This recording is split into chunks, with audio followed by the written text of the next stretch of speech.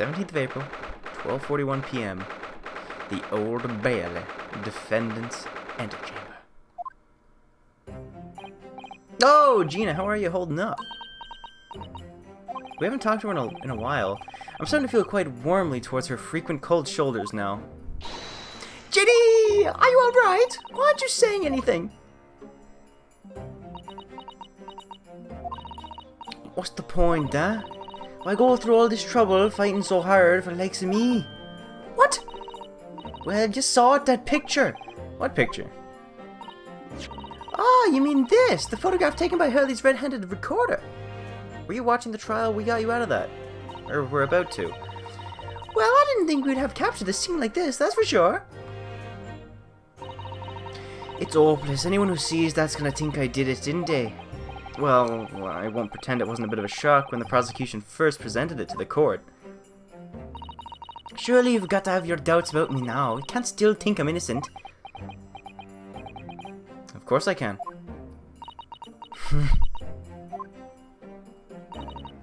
Ginny, why don't you talk to us? Tell us what really happened that night. Yeah? Runa's cleverly managed to piece together a lot of new information, but still, we'd really like to hear it from you. Yeah, that'd make things a lot easier, actually. Alright then. It was after we had the dinner together at your place, right, Iris? Then we all had a chat up in your office, didn't we? Yeah, I remember.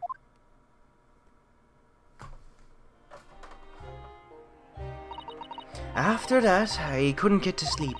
So I slipped out and went down to the street to the 201, to Windibank's place. I had to know if Iris' story was there or not, the Hound of the Baskervilles. I don't know what it's about or nothing. But if you ask me, there's something in that Sholmes don't like, something we don't want people reading. So that's why I lied to Iris about sticking it in a log with Windibank for safekeeping. At least that's what I thought at the time. So you broke into the Windibanks. I just had to know if that was there or not. I mean, I had no idea all that was going to kick off, did I?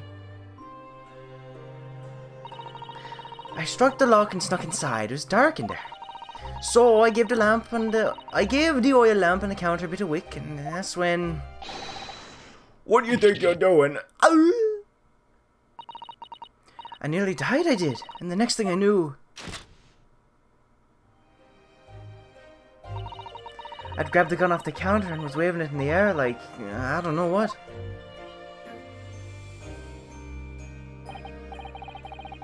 Oh, you're the girl who's in here this afternoon. I didn't think pickpockets went in for armed robbery. The manuscript. Or the manuscript, yeah, we got it here. Did Sholmes leave a load of papers with you? A story. I beg your pardon? The Hound of the something or other. It's here, I want to see it. I'm sorry, young lady, but I'd sooner die than relinquish an article belonging to one of my customers. I don't want it. What do we want to do with it anyways? I just want to see if it's there, is all. Oh, you want to see it, do you? I want to know if Sholmes really pawned it here or not. Please, just let me see it and I'll go. Oh, very well then. But for pity's sake, stop waving my gun around, would you? So she took it off the counter because it was there, which is really stupid. I don't know why he would leave it on the counter, but... So then the old cove unlocked the storeroom door and we both went inside. Hey, Matt, how's it going? And it was there, alright, it's a manuscript. The manuscript? I thought it was a manuscript. Manuscript. Sholmes weren't lying after all. You did all that just to check for me, Ginny. Anyway, then there was a bit of a kick-up out in the main bit of the shop. The Skulkin brothers arriving there on the scene, yes. What was that noise? Someone's breaking in! Oh, dear me, is there some burglars convention here the night that I don't know about? I think I forgot to shut the door behind me, sorry. I'd better go take care of it. Could I possibly have my gun back? Oh, well, I'll come with you and... Now don't be foolish, young girl. You must stay right here. Don't leave this room under any circumstances. And with that, he took the gun out of my hands and walked back into the shop. I hung back in the storeroom, like he said, straining my ears in the dark to hear what was going on. Sounded like they got into a bit of a scrap. Sort of think I should help, see? So I was just about to go out the storeroom myself when...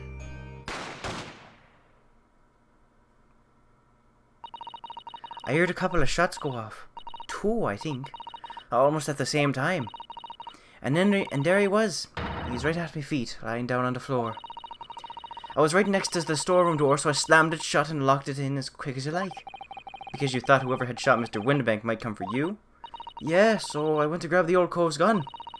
Figured I'd put up a fight at the least.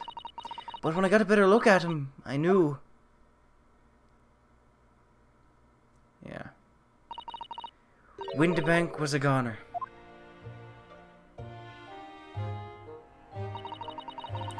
I felt funny in my head all of a sudden. Kinda dizzy. And after that, I don't remember nothing. That must be when you passed out, Gina. This is what we said in court last time. If I hadn't done what I done, the old cove might still be alive. Did you tell the police everything you just told us? Of course I did, but they didn't believe a word of it, did they? All they said was if I kept telling lies, it'd make things even worse for me. It'll be alright, Ginny, don't worry. Just stay strong a little longer. Ruder's about to put the real culprit to the mill. That cove was there, that cove, what was there in the afternoon? That Eggert Benedict.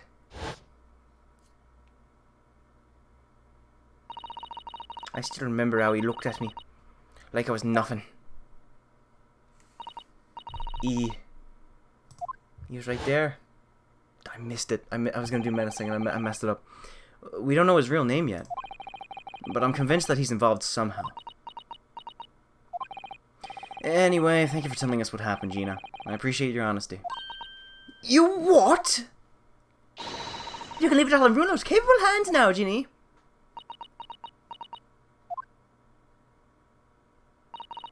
Mr. Naruto.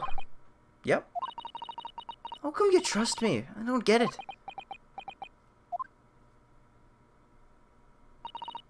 I mean, have you forgotten what happened there before? Come on, it was only 2 months ago. Me and Mr. McGill did. He told a whole pack of lies. And you got the bug trotter with him, even though I was a killer. No, I could never forget that. Oh, I did what I thought was best at the time.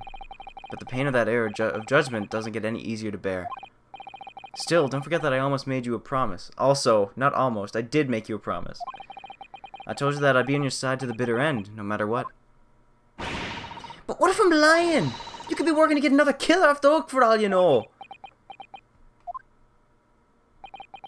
I was once in your position, Gina. I was the accused in a trial. You were? Before I left for Japan, before I left Japan, I was accused of murder. And strange as it might sound, the circumstances of the crime were pretty damning. I'm sure no one would believe it wasn't me who'd done it.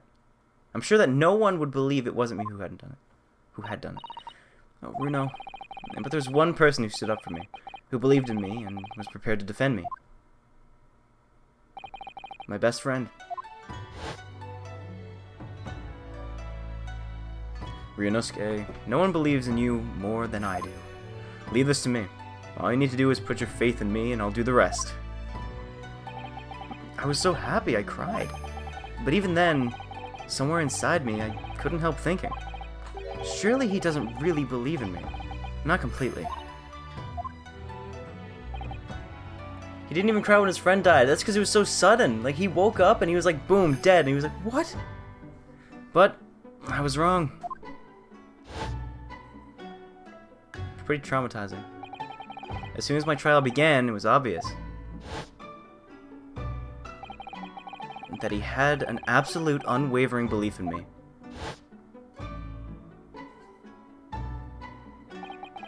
And in turn, I developed an absolute unwavering belief in him.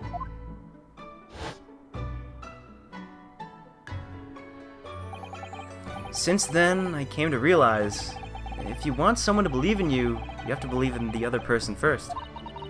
What are you saying? I promise you, Gina, that no matter what happens, I'll keep believing in you. So you don't need to worry. I won't let you down.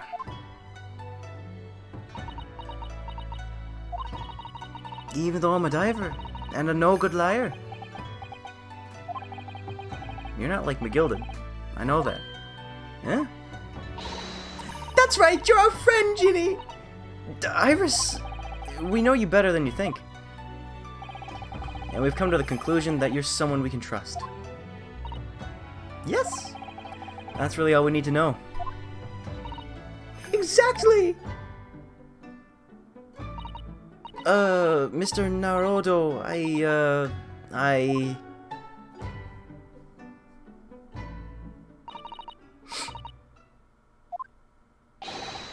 Defendant Gina Lestrade and her legal representative. Court proceedings are about to resume. Please head to the courtroom immediately. Yes, of course. Thank you. You think he's not dead? I hope he's not dead, but I think he's pretty dead, sadly. I'd been both a defendant and a defending lawyer in my time, so I knew only too well just how hard it was to put all of your faith in another. And I also knew just how hard it was to bear the burden of another putting all their faith in you. And this is it at last. The final chapter. The final battle. Wish me luck, Susato-san. And I hope you're watching over me too, partner. Let's do this. I'm hyped. I'm hyped. We're gonna do this. Oh, that was beautiful. Favorite scene in the game. Here we go. Let's win this. Where is he? Where's Eggman? I hereby call this court to order as we resume the trial of Miss Gina Lestrade. Lord Van Zeeks, have you successfully subpoenaed the witness? The subpoena was delivered to the communication station where the man works immediately, my lord. However, the heavy rain is delaying the arrival of his carriage, it would seem. I see. Then let us turn our attention to Inspector Gregson's precis of the case heard by the court this morning. The glaring omission of the third bullet in your report is a serious blunder, Inspector. Yes, I only apologize, my lord. And although the defense's chemical analysis of the blood at the scene makes for a compelling argument, I cannot permit such untried methods to be used as evidence in my courtroom. It's a big mistake to cross Hurley and me. A very big mistake. My lord, the supposed witness has just arrived in the building. Supponate Witness has just arrived in the building. Thank you, officer. Show him to the stand without delay. Mr. Eggert Benedict. I didn't expect to be crossing paths with him again so soon, and certainly not like this. Where is he? That's not him. There he is. Menacing man. Thank you for complying with the court's subpoena. I'm figuring out how to say this word. It's been so long. This is how we do it. We go to translate. This is how I do it because I'm stupid and I don't know how to do it. Okay. Wait, I could just look up the word. Hang on, let me just look that up. Subpoena. Subpoena. Subpoena. Subpoena. Subpoena. Subpoena. Subpoena. Subpoena. Subpoena. Subpoena. Learn to pronounce. It says P. Subpoena. Subpoena. Slow. Subpoena. Subpoena. Alright, we got it. Subpoena. Thank you for complying with the court's subpoena at such short notice, sir. But of course... Wait, what? I gave him like a kind of like a Van Zeek's voice, but like not as British. So he's kind of like... But of course, my lord, as an upstanding member of London society, it is my pleasure to oblige. That was the exact same voice. Now, kindly state your name and occupation for the record. Ashley Graydon, Communications Officer. Mr. Graydon and I both work at London Central Communication Station. Now, perhaps someone would kindly explain what all of this is about. You were apprised of the situation by the court officer on your way here, I presume. Yes, I was. Something to do with a murder that took place at a pawnbroker's on Baker Street. And some nonsense about me having been there on the night in question. And that is the accusation, indeed. And this really is beyond a joke, you know. Very well. Without further delay, the court will hear your testimony now, Mr. Graydon. You will respond to the accusation made against you under oath.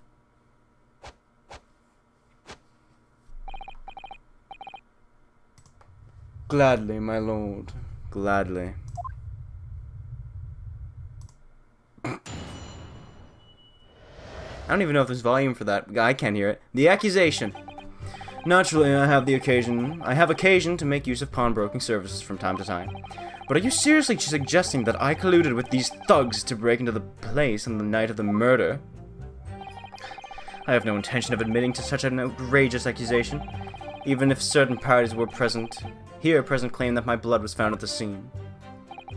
Some Scaramouche detective's homebrewed tincture can hardly be taken as serious evidence.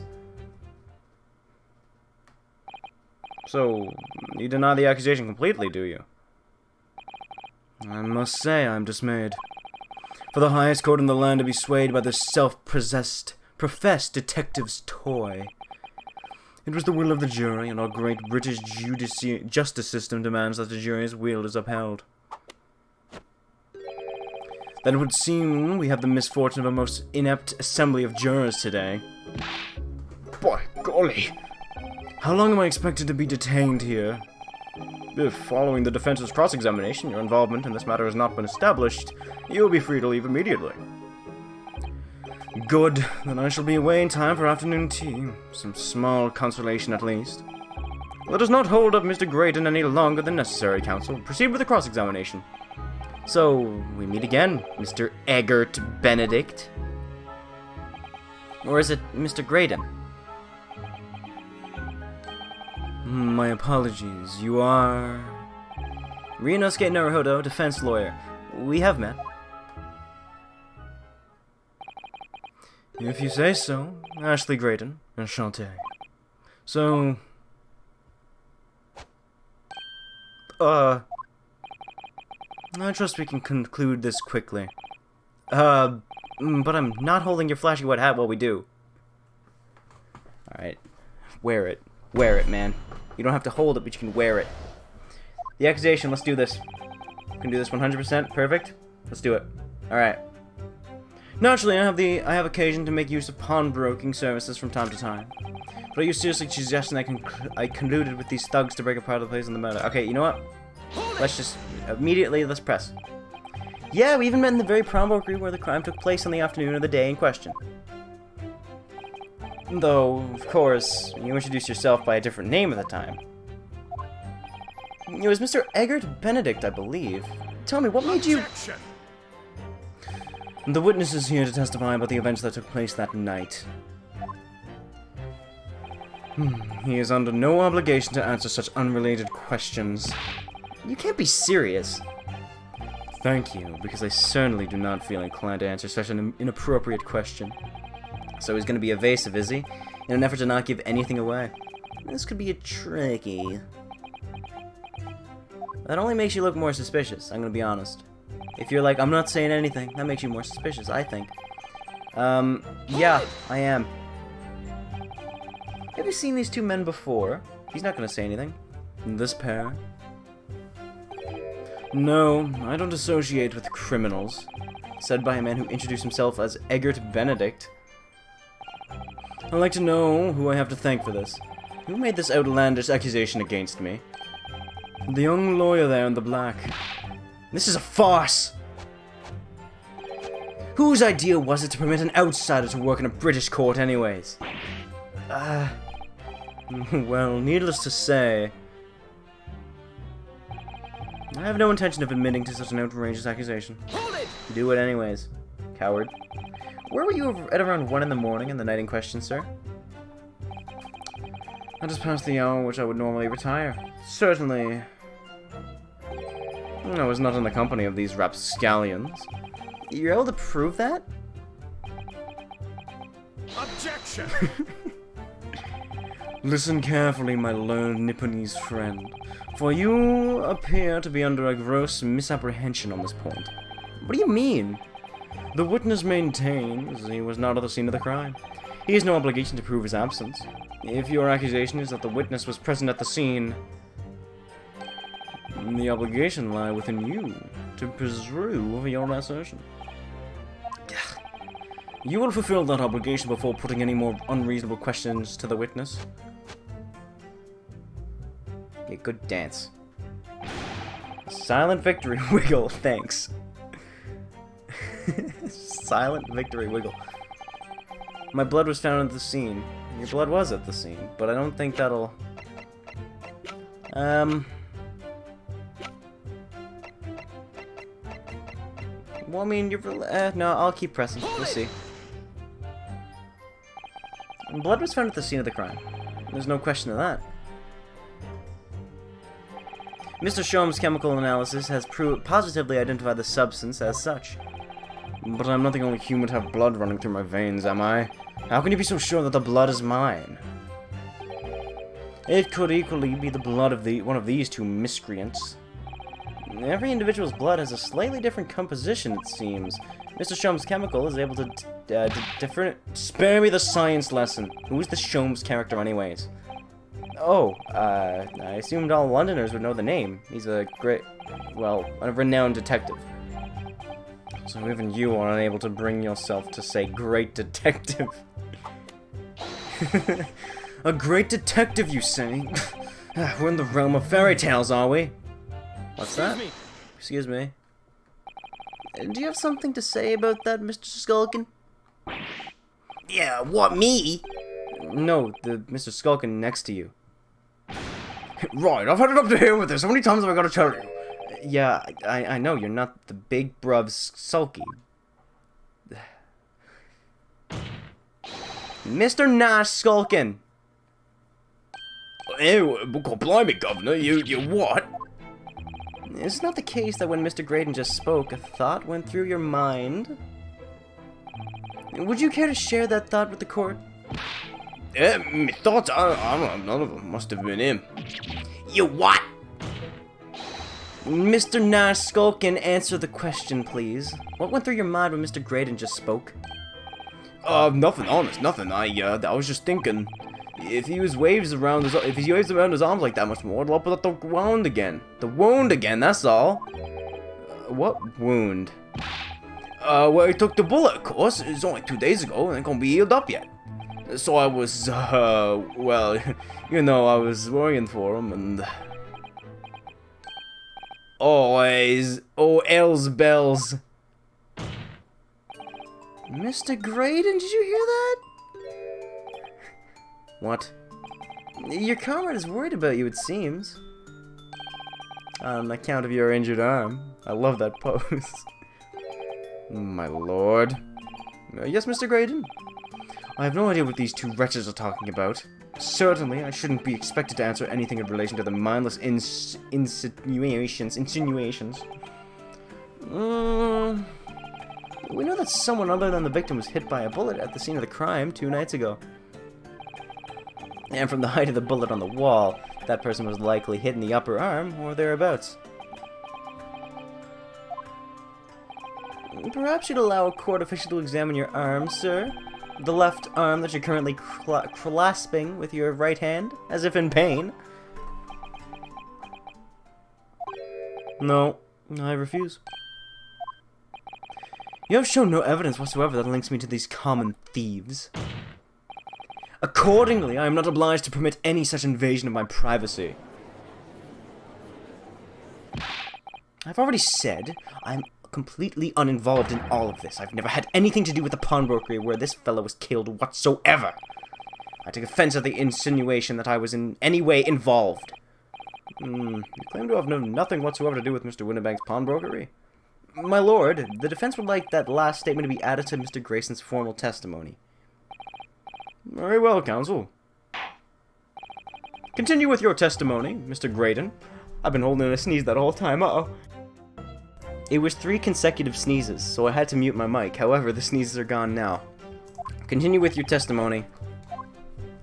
Let's do this. That was a hard sneeze I just did. I need some water. I've never had anything to do with the pawnbroking establishment where the man was killed.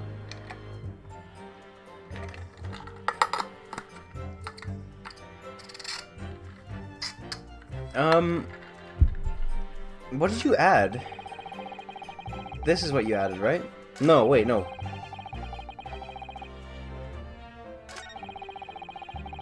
What did you add? You added this last part, right? Hold it! Let's press him. It never had anything to do with it?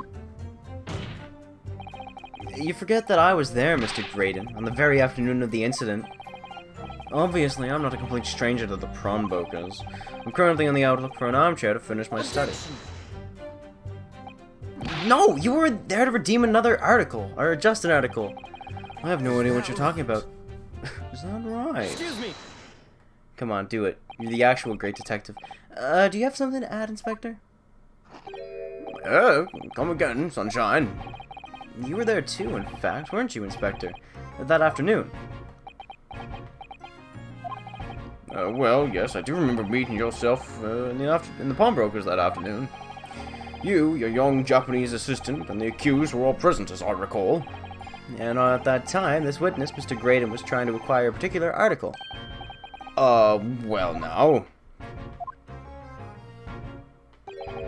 I'm afraid I don't remember too clearly.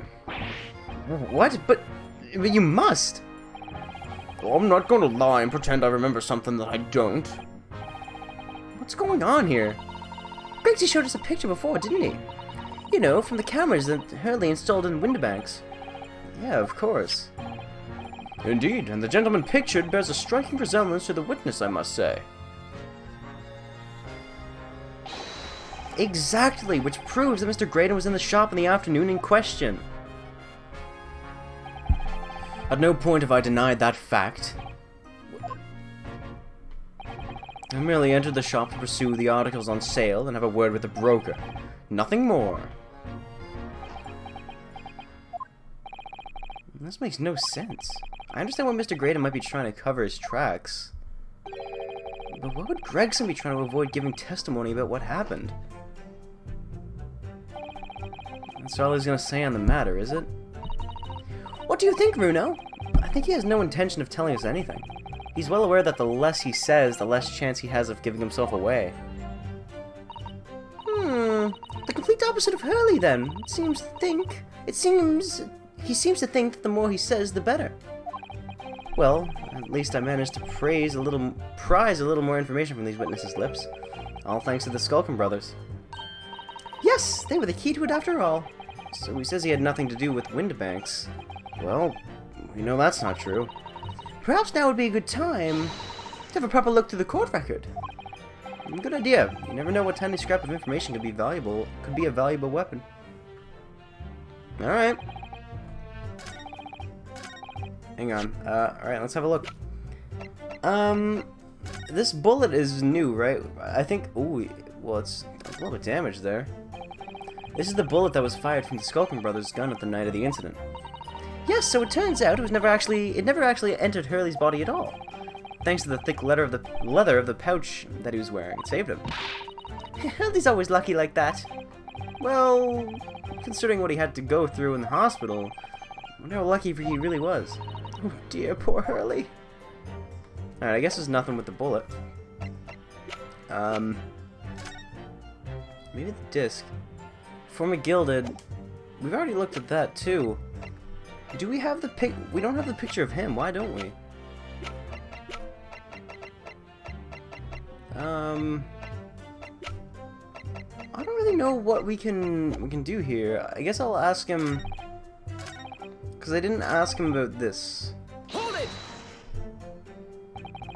Don't forget, sir, that Mr. Herlock Sholmes is the most famous detective in the world.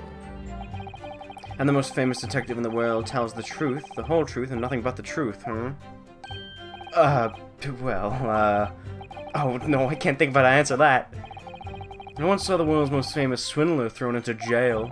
He allegedly told the truth, the whole truth, and nothing but what turned out to be a pack of lies. Quite.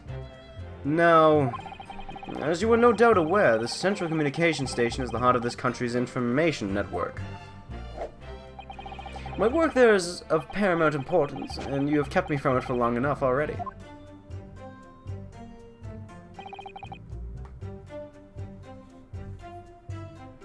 Never had anything to do with the pawnbroking establishment where the man was killed. Could we possibly present the disc?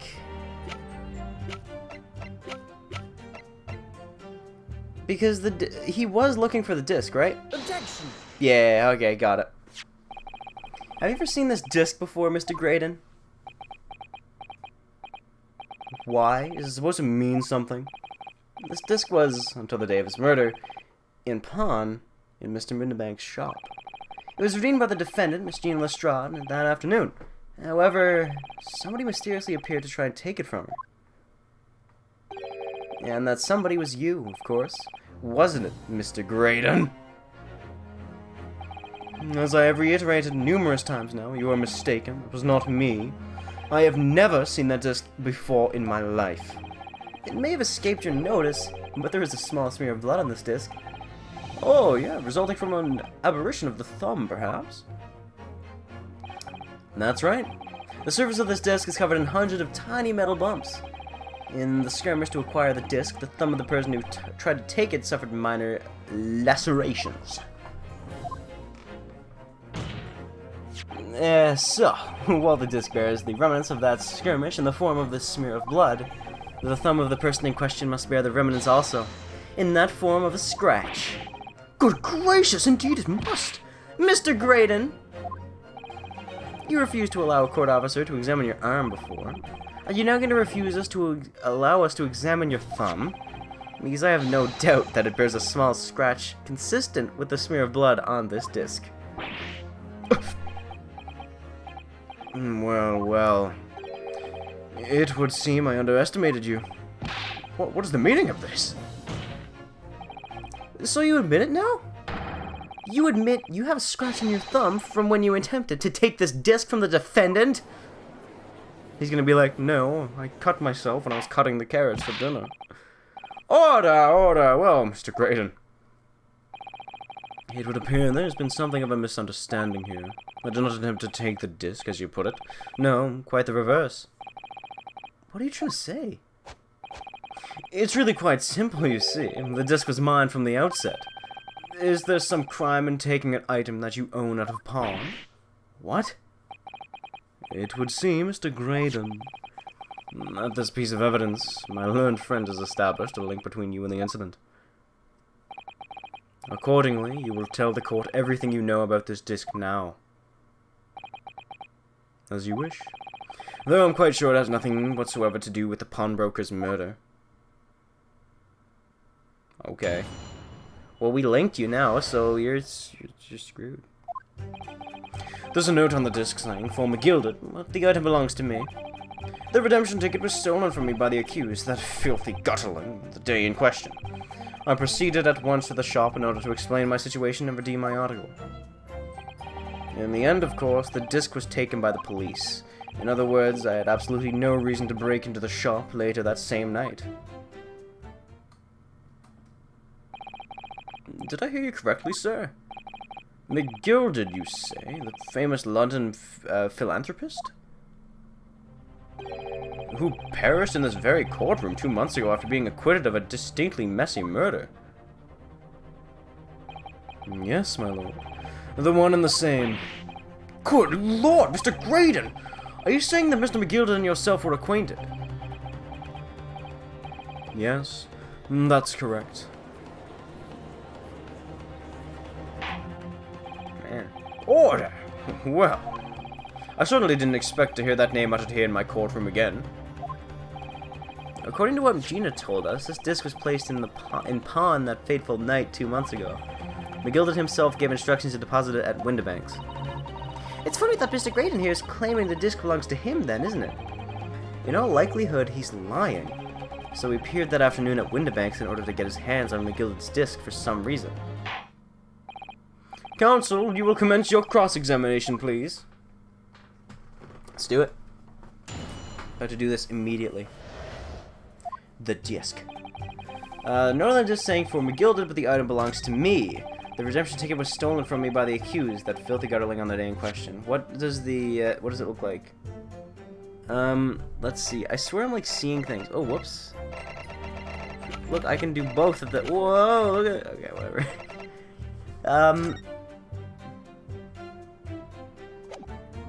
One small box. We still don't know what the box is. That's right. The coat. No, it wasn't.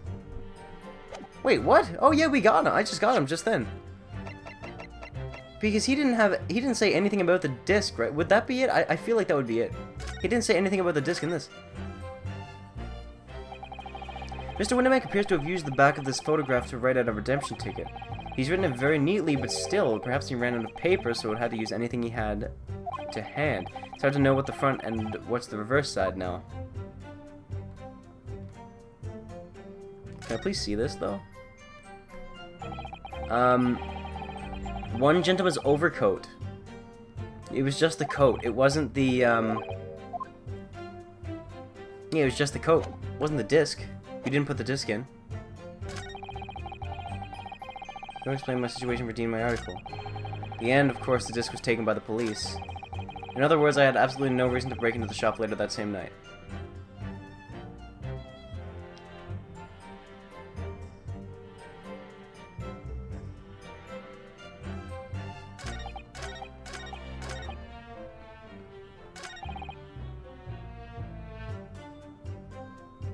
Alright, I'm gonna have to press. Because I'm not sure if that is right. Would you care to explain how this belongs to you? As you will observe, the communications officer, such as myself, commands a fine salary. You are certainly exquisitely dressed, sir. So you see, I have little need to make use of the services provided by the pawnbrokery trade. However, I did once find myself in difficulties, having misplaced my purse whilst on an errand. Which is why I pawned my fine black overcoat to the broker in question. You claim that was your overcoat? Obviously. And in my hassle, I clean forgot that the music box disc was in his pocket. And yet, there's a note that reads for McGilded. I am a collector of rare and unusual music box music. I first met McGilded at a gentleman's club in the city, and was interested to discover that he shared my penchant in that area. So, the disc in question is a pre-production sample. I promised to let Mr. McGilded hear it. But then you forgot that it was in the pocket of the overcoat you were forced to pawn. Yes, exactly. Gina didn't mention any of that in her testimony 2 months ago, did she? No, because McGilded had threatened her to keep her mouth shut. Which means that if we dig too deeply here, it's going to expose Gina's perjury. Oh dear, this is complicated, isn't it? Let's leave it alone for the time being. The redemption ticket was stolen by the accused for the gutterling page. So you're saying that Miss Lestrade lifted the ticket from your pocket leg? Leg? What? Leg? What did I just... leg? Bag. That's right, despite being mindful of danger when walking to insalubrious areas of a kind freedom. Miss Lestrade did no such thing. Well, of course you would take that stance, but the girl is a regular offender. You came to the pawnbroker that day, prepared with all the information you need to identify the defendant. You were looking for. That's what brought you to Winnebank's. To get your hands on Mr. McGilded's disc. My learned friend is a veritable font of nonsense.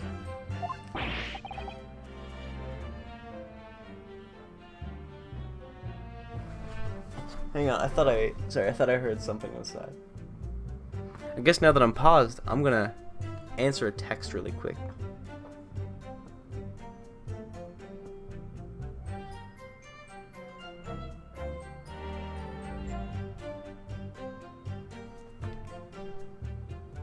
Okay. Nonsense? I concur with the prosecution. Counsel, you will refrain from conjecturing in this way. Is that clear? Yes, my lord. Then I will continue my testimony for what possible use it can be. I don't like this guy. Situation for my article. Gimme. Have you ever been to Windibanks before? Only once, for the purposes of pawning something. But like many, I enjoy browsing such establishments. So when you noticed the pickpocket had taken your ticket, you chased after her, is that correct? Yes, that's right. I didn't notice at first, of course, such as the art of pick purse. But when I did, I headed to the pawnbrokery at once in order to reclaim my coat before the thief could. I was merely trying to recover what was rightfully mine in the first place. Ugh, he can say what he likes because he knows we have no evidence to contradict him on this. In the end, of course, the disc was taken by the police. Hold it! Yeah, it was taken by Inspector Gregson here, wasn't it? That's right, it was the very man. Apparently the police are collecting anything that has a connection to Mr. McGilded as evidence. Excuse me! Is that right? Is something wrong, Inspector? What do you mean? The last remark Mr. Graydon made in his testimony seemed to trouble you in some way. No, it didn't. Nothing, leave it alone. Let me ask you this, Inspector. Let me just ask you this. Let me just ask you this, Inspector. Why is Scotland Yard gathering Mr. McGilded's possessions? I can't tell you something like that, Sunshine! What is it, Inspector? Investigative secrets. Exactly. You should know all about that. Magnus McGilded, who died so unexpectedly after his final moments 2 months ago. A man renowned throughout the capital for his great contributions to public life. Yet he had a dark side, too. Where are you going with this, Van Zieks? I suppose the police are dealing with the aftermath of his nefarious activities, are they? That's enough! Coppers like me have duties to carry out that we're not at liberty to talk about, and that's all you need to know. Duties conferred by Lord Strongheart, I presume. The Lord Chief Justice appears to have great faith in you, Inspector.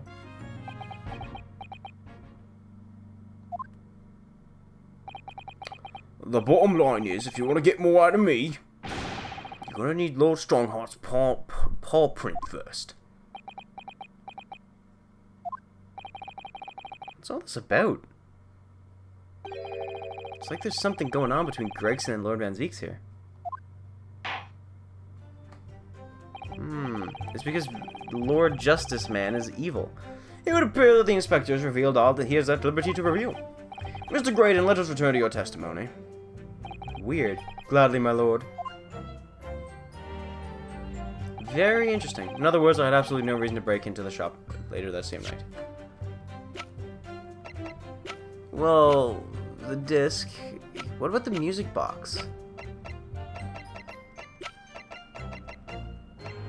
Could it be the... I feel like it might be the box, right? Because, really... Like, look, what does this one say? This is the box, right? Yeah, one small box. Mr. Windibank appears to have used the back of this photograph to write out a redemption ticket. He's written it very neatly, but still, perhaps he ran out of paper, so he had to use anything he had on hand. I have to know what's the front and the reverse side now. Yeah, so it could be this because he had no way to play the disc, possibly. Yeah, I mean that would be it, right? You know what I'm gonna do? I'm just gonna say screw it. I'm gonna say screw it, and I'm gonna do it. Objection! Got him. I'm good. I'm doing well today. This disc was deposited at Windibanks on Magnus McGilded's instructions. You knew that, and you went there with the intention of obtaining it for yourself. Objection! Conjecture again, and in any case, the disc was taken into custody by the police that afternoon. Good point. The witness had no reason to visit the pawnbrokery again that night. Sorry, my learned friend, but that's not true. Okay, so... I know I say that this guy's stupid. He is. But that was good. I like you again now. What? Mr. McGilded had another article in pawn at Windibanks. Has this second pawnbroker's ticket proves. And there were 2 articles belonging to Mr. McGill in Windenbank's pawnbroker, and the reason you broke into that shop that night was to recover the second one. Together with your 2 accomplices, the Skulkin brothers. This is the second ticket, is it? What had the man deposited? The article description reads, 1 small box. A rather vague description, it seems to me. Are you suggesting that I broke into the pawnbroker with these clowns in order to steal some trinket box? I believe there are adequate grounds to suspect that you did. This is absurd. Why on earth would I do such a thing? Once the article had been forfeited, I could simply walk into the shop and purchase it. There would be absolutely no need for me to resort to theft. That's a good point. Indeed. The witness makes a solid argument. So that means that for some reason, this great fellow needed the small box that very night, does it? Objection! Oh. It's time to put an end to this nonsense, my lord. Could you be a little less cryptic, Lord Van Zieks? I don't hate to ruin my learned friend's argument, but the truth is quite incontrovertible. On the night in question, no small box was taken from Windenbank's pawnbrokery. And rest assured, the prosecution can prove it. But here's the thing, though. I thought you didn't know about this box, huh? I thought you didn't know about this box, huh? Good gracious! Inspector, show the photographic prints to the court, if you please. Yes, sir. What prints? These prints were taken from one of the detective's security cameras. Oh, who are these red-handed recorders again? As previously explained, using this plan of the shop Excuse me. Sorry, I don't know where that came from. The victim's establishment was furnished with automatic cameras in 2 locations. One was to set the capture to the counter where Mr. Windenbank received his customers, and the other was set to capture the shelves on which articles were placed for sale and once forfeited. According to the information on this ticket, the gilded small box had been forfeited already, 2 days before the incident at 9 PM on the 13th of April, to be precise, which means it will have been on the shelves of the forfeited items in the shop out front. Now, what I have here is a print taken by one of the cameras about 2 hours before the incident. That's at 11 PM on the 15th of April. The victim certainly had a very full shop, it would appear. And then here we have another print. This one was taken about 2 hours after the incident. I see. So we have 2 pictures to compare.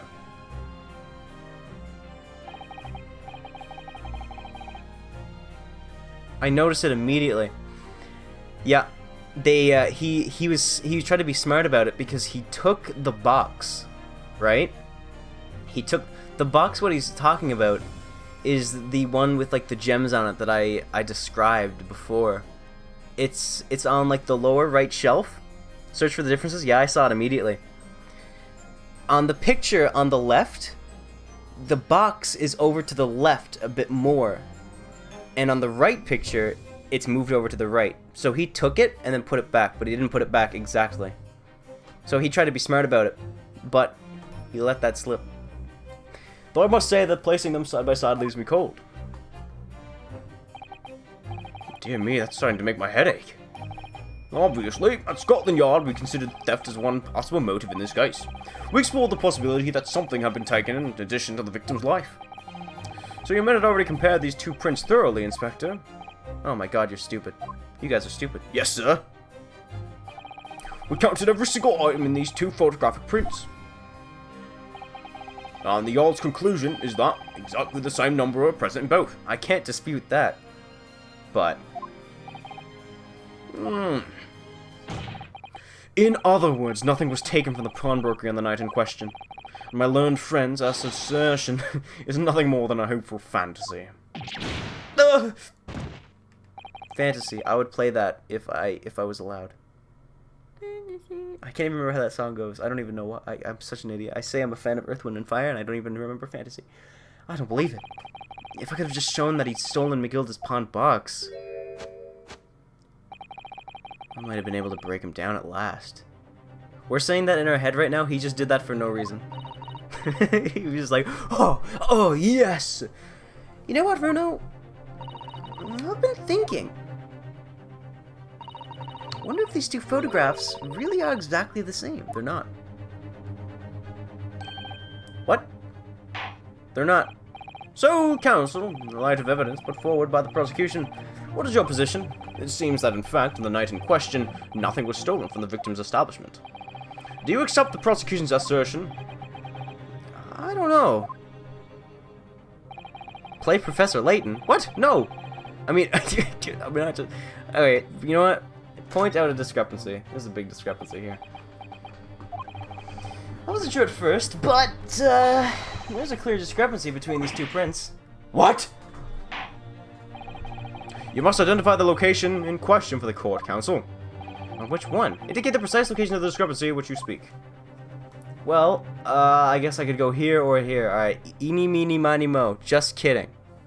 If you do eeny, meeny, miny, mo between two things, it'll always go on the second one. That's a tip for you.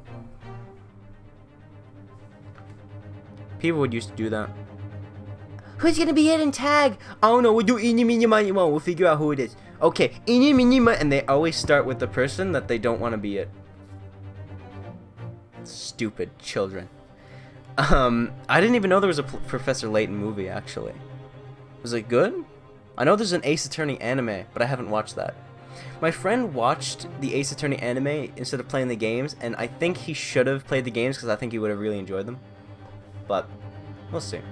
Alright, discrepancies right here. Take that!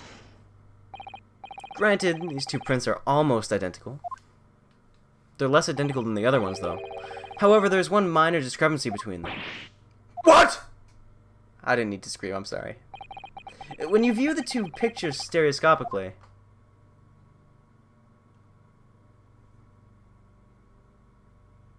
That's right.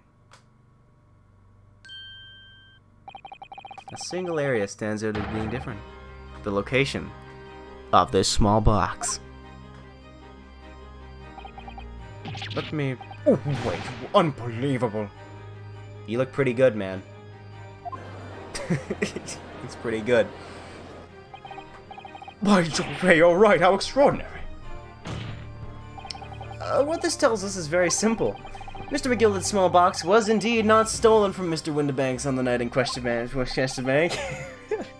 However, there can be no doubt that somebody picked up this particular box and then returned it to its place on the shelves. Are you suggesting that the small box originally deposited by Mr. McGilded is in fact...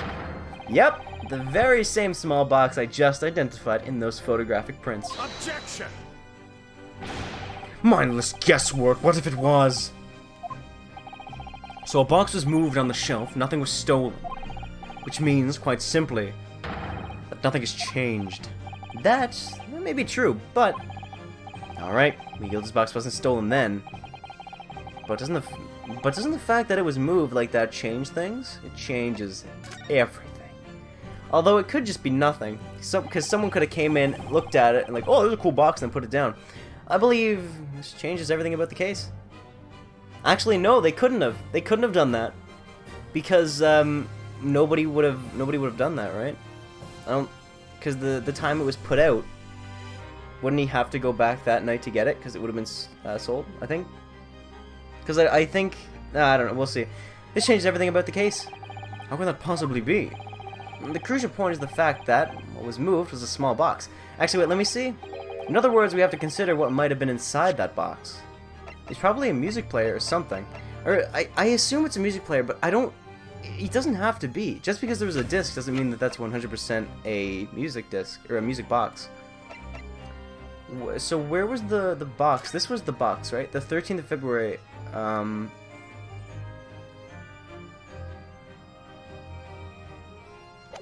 20th of April, 16th of April. Oh. I don't know. Hey, whatever. It's fine. I don't care. What does matter is that we've got proof. In other words, we have to consider what is inside the box. What are you suggesting?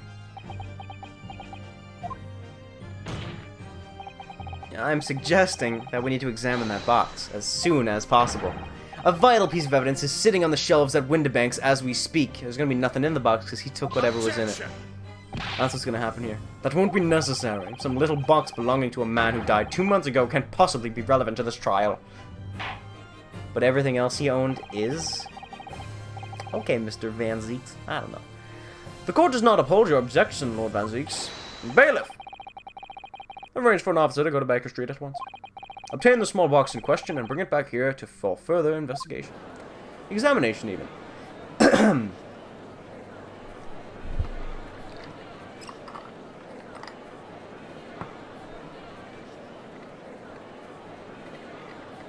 This is going to be huge.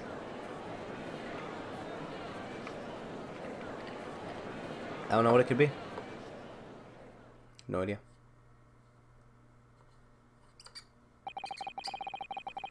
Okay, if it is a music player, if it is actually a music player, then we got him. We got him. We absolutely got him. We should have a report within half an hour. I think perhaps we should recess for a short while until the evidence is brought forth. To be hoodwinked by such a farce. Disappointing. I beg your pardon, Lord Van Zieks? This is nothing but a smokescreen. A Nipponese specialty, it would seem. What are you trying to say? My learned friend has persisted with the same line of reasoning from the very beginning, that this witness's intent was to steal an article belonging to Mr. McGilded from the pawnbrokery. Yet common sense tells us that none of the articles have value enough to be worth stealing in the first place. Exactly! It would be beyond absurd to break into a place for the purpose of stealing such commonplace property.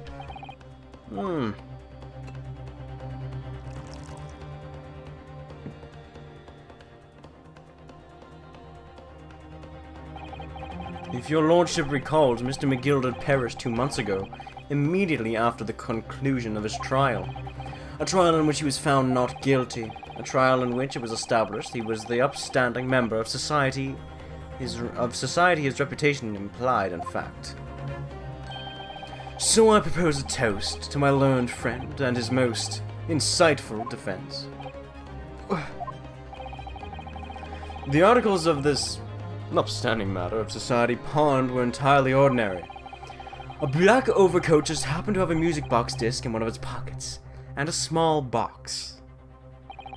I assure you, I wouldn't accept, even if a man tried to make a gift of such things to me. You know, that does make a rather lot of sense. It's not as if it was gold or jewels, is it? No, goodness knows Mr. McGilded was rich enough. But can you deposit it to bookery? I'm thought about that. The prosecution's argument is undeniably compelling. It is incumbent on the defense now to bolster its argument. Stop doing that. To explain what possible significance these commonplace articles pawned by the fine citizen could have. Well, counsel, is your argument in fact demonstrable? Are you able to show proof that the disc of the box are in any tangible way related to this case? Well, What's the matter, Bruno? We know that they're related, don't we? They're both vital pieces of evidence. yeah, of course. You and I both know that. We know McGilded's true character, and we know the disc is significant, even if we don't know why. But if we explain all that to the court at this point, we'll have to acknowledge that Mr. McGilded's acquittal 2 months ago was a mistake. That the defense's argument was flawed, and based on false information. Oh no! And that would mean admitting that Gina committed perjury. But Ginny... Could it be that Van Zieks knows? Is that why he's doing this now? Because he's anticipated everything? But maybe... this could be a great opportunity for us. Sorry? What do you mean, Iris? Well, what is it that you always say, Bruno? Sooner or later, the truth comes out, every time. Alright, the exact significance of things that McGilded deposited with Mr. Windibank is something that only Gina can explain to the court. But if I put her on the stand to testify about that, it could critically damage our chances of winning this case. What's the right thing to do here? Well, I think... Here's what I think. I say... we have her do it. Because... I'm really good at bluffing. And... I can bluff my way if things go awry. Let's do it. My lord, the defense would like to make a proposal. Oh, what proposal, counsel? While the court awaits the arrival of Mr. McGillicud's small box, I would like to call the defendant, Miss Gina Lestrade, to the witness stand. The defendant? To what end? It's to do with the various articles deposited in Windibanks by Mr. McGillicud, my lord. Miss Lestrade has information relating to them. I believe it would be beneficial for the court to hear what she has to say. It will prove the significance of the articles in question once and for all. Well, well, things are becoming interesting. I presume you have considered the implications of the testimony you're proposing. In particular, the impact it will have on the accused standings, and indeed your own. I have. Lord Van Zieks, would you care to explain that last remark?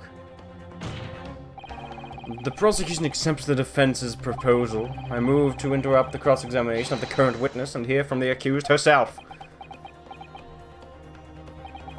Very well, if you have no objection. So, the court will now hear the testimony of the defendant, Miss Gina Lestrade. You witness currently in the stand may step down until further notice.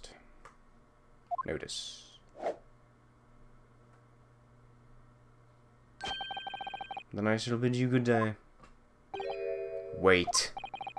You, sir, shall remain in the stand while Miss Lestrade testifies. As you wish.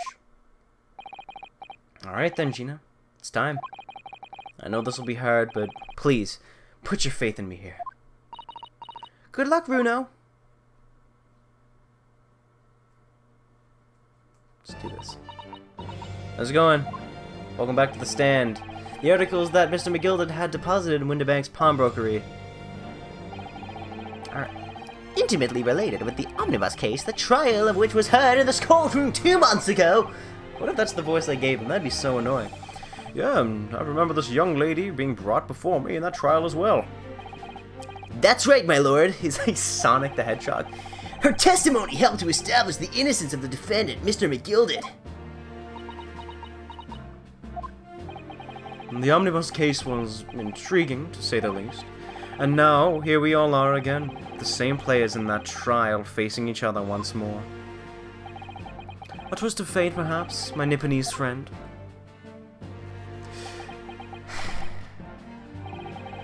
Allow me to recap the events of 2 months ago. An old brickmaker was stabbed to death in an omnibus running along London's winter streets. Apart from the victim, there was only one other person in the carriage, Mr. McGillicud. Naturally, he was the prime suspect for the murder. But as the trial progressed, another possibility emerged. The murder, in fact, took place above the defendant's head on the roof deck, with the body then being dropped through the skylight into the carriage below. It was Miss Lestrade whose testimony brought that possibility to light. At the time of the incident, Miss Lestrade was concealed under the seat in the carriage, hoping to pick the pockets of unsuspecting passengers. Then, immediately after the trial, having been acquitted of the murder, Mr. McGillicud died in this very courtroom, in the most extraordinary of circumstances. A mystery that remains unsolved even now, 2 months on. As indeed does the omnibus murder itself. What if it was Grace? Is that his name? I can't... Egbert. Graydon. What if it was Graydon? Gregson and Graydon. Interesting. As that may be, I recall neither the disc nor the small box being mentioned in the course of those proceedings. Miss Lestrade, would you tell the court now, please, what really happened in the omnibus 2 months ago, I mean? I don't know what you mean. I already said all of what I know. And what about everything you told us yesterday from inside your prison cell? We suck. Please, Miss Lestrade, this is extremely important. But remember, little girl, if it transpires that you willfully withheld information in the trial 2 months ago, the Home Office will seek to prosecute you for perjury. Oh, shoot. And naturally, you will lose all credibility as a witness. Oh god. Oh no, what have I done? Although, let's face facts. You have little credibility to lose. You need to listen to him! Please, you have to trust Bruno now! Iris? We're on your side! Alright then. I'll talk. It's the right choice, Gina. Well, it would seem that my learned friend is hell-bent on bringing the entire courtroom down about his ears. So be it. There's like a million planes flying overhead right now, I don't even know why. I must confess that I'm starting to understand on what on earth is happening here. See that transition into voices? However, it would appear that Mr. McGilda's pawned articles and this extraordinary case of the omnibus harbor secrets of which we have been hitherto unaware. Oh wait, that's a lawnmower, it's not a plane. Can you hear it? Maybe. Hang on, if I turn off my fan. Listen to that. I don't even know if you can hear it. So, Mr. Lestrade, you will now give your testimony before the court about the events 2 months ago. You will reveal the truth, a commodity sorely lacking in your original statements. This is it, then. Everything's gonna come out. Like Van Ziek said. This could bring the whole courtroom down about my ears, but as a lawyer, I'm prepared to take that risk. It's my brain? No. No! Oh, now it stopped. Yeah, as soon as you say it's my brain, the sound stops. The real truth in the omnibus case. Truth is that Brickmaster Cove was in the cabin of the omnibus the whole time, and the Irishman dragged me out from under the seat. I saw the disc on the floor. All of a sudden, I heard a scream from over me head. The pair on the roof deck went off to call the slops. That's when Mr. McGill I say Mr., it's not formal. That's when McGill just slipped the driver some tin to do a run on the pawn shop roundabout. On me roundabout, he threatened me not to snitch, nothing to say, nothing to no one about what I'd ever seen or heard. Good grief, this is outrageous. What you just told the court bears almost no resemblance to your testimony 2 months ago. As you say, my lord, then there's every chance I may have adjudicated an error in McGilded's trial. It sounded very much to me as if the man deliberately deceived this court in an effort to cover up the most wicked of schemes. Without doubt, your lordship is correct. A great injustice was done in this courtroom 2 months ago. The additions of the accused in the trial of this witness and of my learned friend are entirely inexcusable. I don't believe it! The whole trial was a farce. It was all lies. McGilded fellows who run into the court just like that pickpocket. Don't forget the lawyer from the east. They're all in on it together. You're wrong, you lot here. Mr. Narodo, the lawyer there, he don't know nothing about it. Humbug. I don't think so. We really expected to believe that? He really snitched everyone up, didn't he? Oh, what an operation. They get the man off scot-free. Unforgivable. Stop. The lies have to stop. Stop. Yes, the defense made a terrible error of judgment. I intend to take full responsibility and suffer whatever consequences are deemed appropriate. However, it's imperative that the court allows the witness to elaborate on her testimony, because the true significance of McGilda's pawned articles must be brought to light. Very well, my learned student friend. I'm a student now.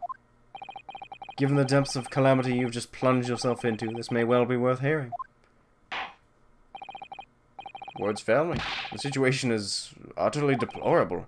Mr. Narodo! Yes, my lord! I will decide upon your fate following the conclusion of this trial. Did I get the bad ending? Yes, my lord. Blimey, Mr. Narodo. Now, counsel, proceed with the cross-examination. I've unlocked the bad ending. We're locked in. The real truth in the omnibus case. Truth is the Brickmaster cabin was in the omnibus the whole time. Press you. And you were hiding in the cabin at the time as well, weren't you, Miss Lestrade? If I remember rightly, in the storage compartment underneath one of the seats. Yeah, that's right. It's pitch black under there, so you can't see nothing at all. Now, in your testimony 2 months ago, I feel certain that you claimed Mr. McGilded was the sole passenger, did you not? False testimony, my lord. That's what you told me I had to say. But it's important that you tell us the truth now. Were Mr. McGilded and the victim acquaintances? I don't know. But I did hear him talk a lot. What were they talking about? Well, I couldn't hear too well, but I had to say... I think it was about money or something. They kept talking about buying and not buying. Perhaps business dealings of some kind.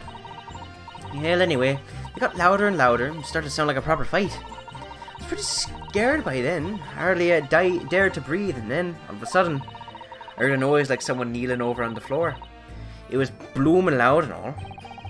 And I believe you let out an involuntary scream.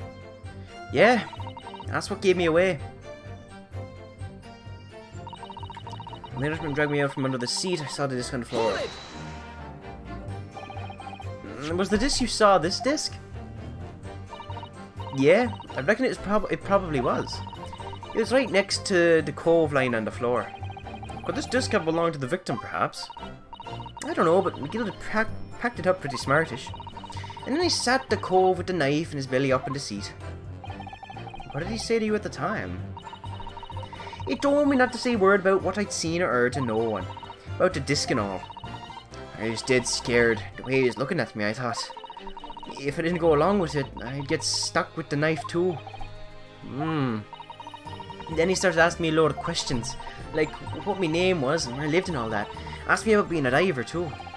But after a while, what had happened in the carriage was noticed. Yeah, that's right. First there was a kind of rapping noise.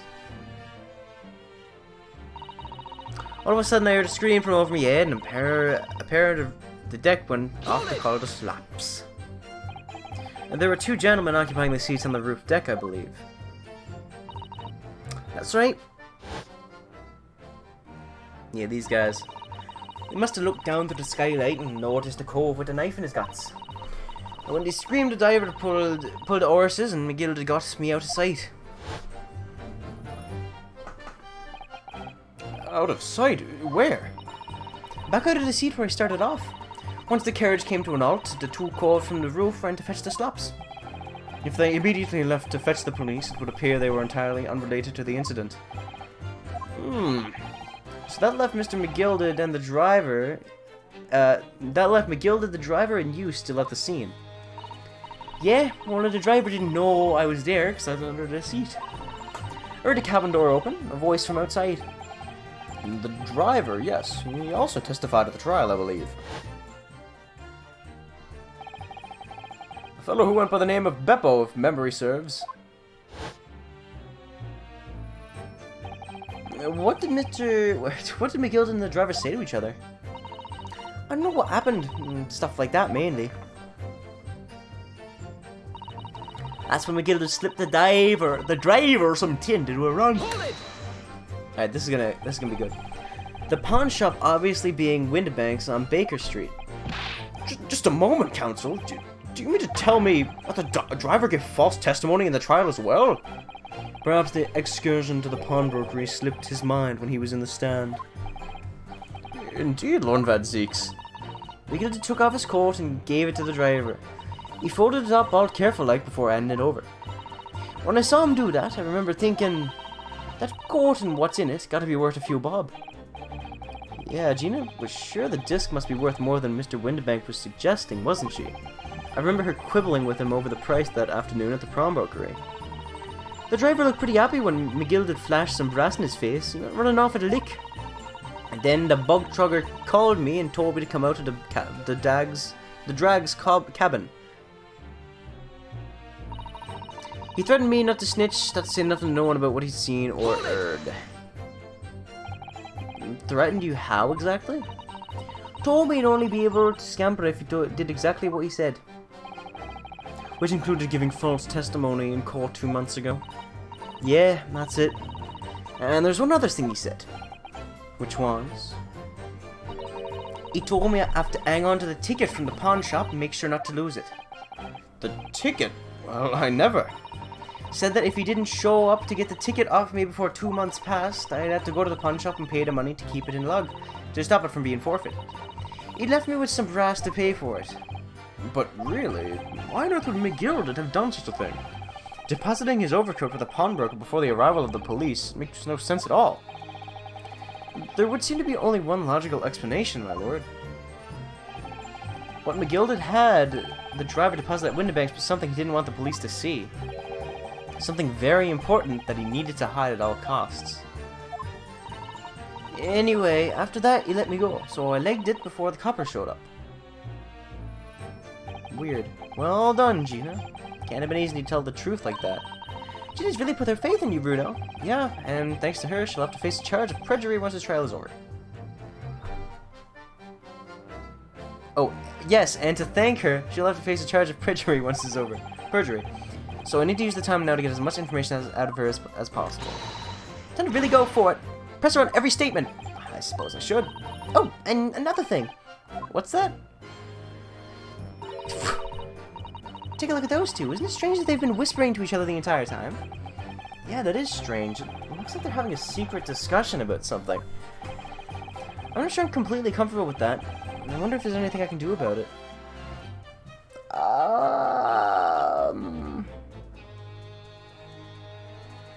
Hold it!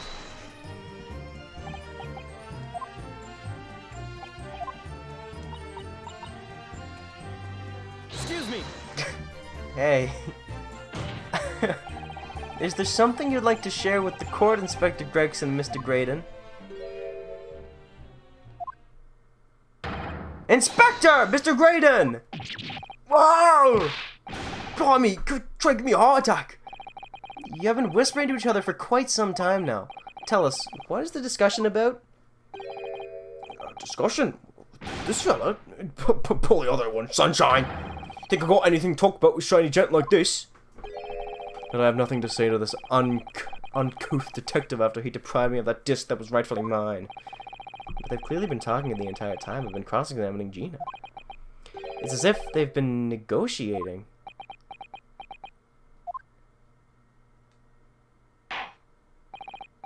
Thank you, Mr. Strahd. Thank you, Counsel. I've heard enough. I believe we now have a reasonable understanding of what actually transpired on the omnibus. It would appear that on the... I like this song, by the way. I think this is a good one. Like, listen to this. Listen to this jam.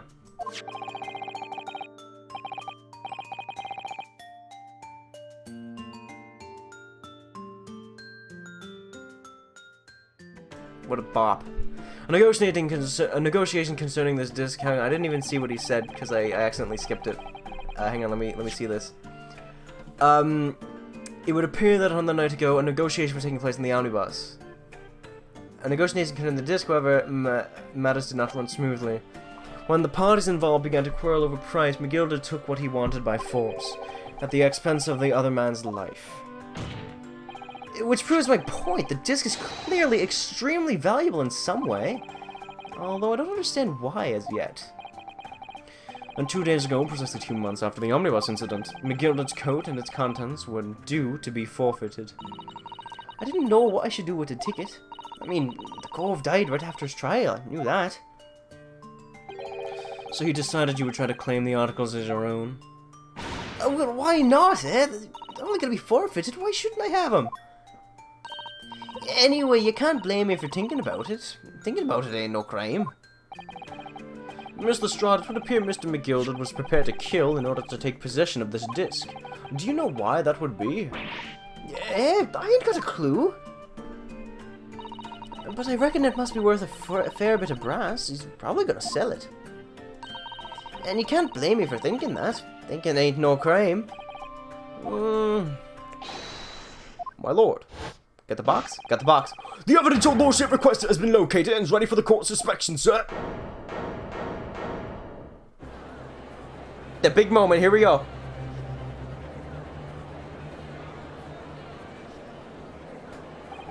that the mysterious little box deposited by McGilda 2 months ago. There's no doubt in my mind that it's a key piece in this far-reaching puzzle.